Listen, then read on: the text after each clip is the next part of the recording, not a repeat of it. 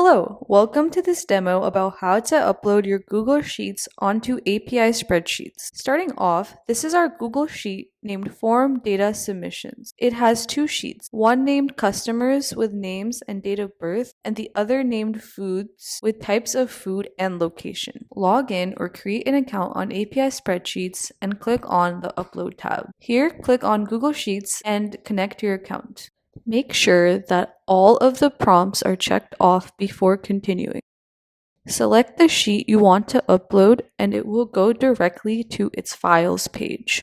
If we copy the API URL, we can see that the data in the JSON object is from the sheet Customers. API Spreadsheets default is to read the first sheet in your uploaded file. However, to change that, you can go on to Change Sheet under Actions. I'm changing it to our Food sheet, and if you go back and refresh the API, it will automatically change to the specified sheet. But in this case, we need to change the start row as well. So under Actions, there's File Options, and change the start row to 3 in our case. Go back to refresh and your data should be looking as you need. Start uploading your Google Sheet today. If you have trouble connecting, please refer to our video on how to resolve errors.